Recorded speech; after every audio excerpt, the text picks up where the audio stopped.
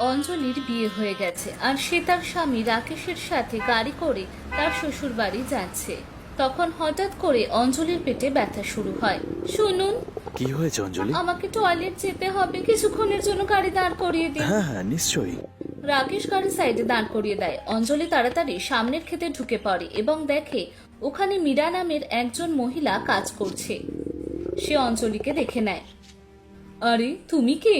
বিয়ের মণ্ডপ থেকে পালিয়ে এসছো নাকি? আরে না না, আমার পেটে খুব ব্যথা করছে। আমার খেতে টয়লেট করবে না। আরে না না দিদি, আপনি আমার বড় দিদির মতো, আমার কথা মন দিয়ে শুনুন। আমি প্রেগনেন্ট, আমার ডেলিভারির সময় হয়ে গেছে।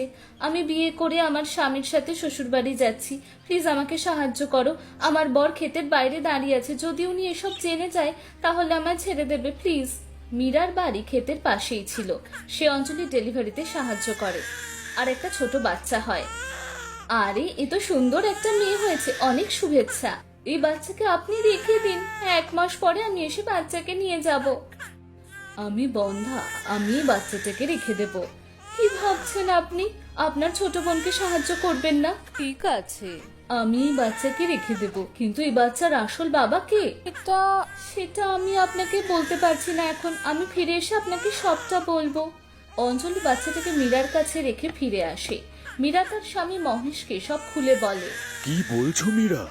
আমাদের বহুদিনের ইচ্ছে আজ পূরণ হয়ে গেল। আপনি একদম ঠিক বলেছেন, কিন্তু একটা সমস্যা আছে। কেমন সমস্যা মীরা? ওই মহিলা বলছিল যে সে 1 মাস পরে এসে তার বাচ্চাকে নিয়ে যাবে। মীরা, এই উপহার আমাদের ভগবান দিয়েছেন। এই বাচ্চাটার থেকে আমাদের আর কেউ আলাদা করতে পারবে না। কিছুদিন পরে মীরা আর মহেশ তাদের ঘর বাড়ি ক্ষেত সব বিক্রি করে দিয়ে সারা জীবনের মতো চলে যায়। অন্যদিকে 1 মাস বাদে অঞ্জলি, আমার বাচ্চাকে আমার খুব দেখতে ইচ্ছে করছে। এখন তো সে 1 মাসেরও হয়ে গেছে, আমি গিয়ে তাকে দেখিয়ে আসি। অঞ্জলি তৈরি হয়ে বাড়ি থেকে বেরোতেই যাচ্ছিল, ঠিক তখনই তার শাশুড়ি মা তাকে ডাকে। আরে বৌমা, তুমি কোথায় যাচ্ছ? আরে মা, আমি আমার গ্রামে যে নতুন বউ এসেছে তাকেই দেখতে যাচ্ছি, সে আমাকে যেতে বলেছে। ঠিক আছে বৌমা, যাও, কিন্তু তাড়াতাড়ি ফিরে আসবে। আমি তাড়াতাড়ি চলে আসবো। এই বলে অঞ্জলি তাড়াতাড়ি ঘর থেকে বেরিয়ে যায় এবং সে তাড়াতাড়ি ক্ষেতের সামনে মীরার ঘরের কাছে আসে, কিন্তু সেখানে তালা লাগানো ছিল। সে বুঝতে পারছিল না যে সে কি করবে। আরে এই ঘরে তো তালা লাগানো, এরা গেল কোথায়? মনে হয় কোনো আত্মীয়র বাড়ি গেছে। আমি আশেপাশের লোককে জিজ্ঞাসা করে দেখি। অঞ্জলি জিজ্ঞাসা করার পর জানতে পারে যে তারা চিরদিনের মতো ক্ষেত এবং বাড়ি বিক্রি করে দিয়ে চলে গেছে অন্য জায়গায়। দাদা, আপনি বলতে পারবেন ওনারা কোথায় গেছেন? এটা তো আমাদের মধ্যে কেউ বলতে পারবে না।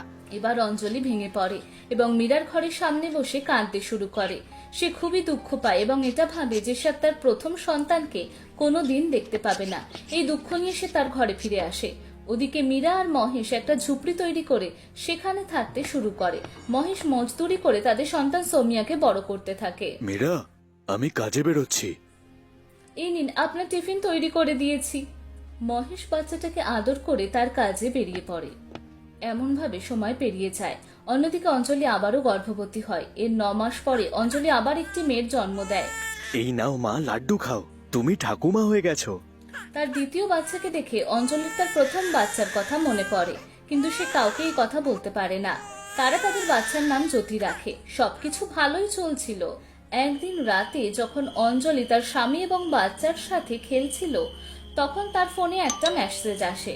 সেই মেসেজটা একজন লোক পাঠিয়েছিল, যেখানে লেখা ছিল যে আমার বাচ্চা কেমন আছে, আমি খুব তাড়াতাড়ি আমার বাচ্চাকে নিতে আসছি। অঞ্জলি, এই মেসেজগুলো কার? এই লোকটাই বা কে? তার মানে হলো এই বাচ্চাটা আমার নয়, অন্য কারোর। না, এই বাচ্চা আপনারই।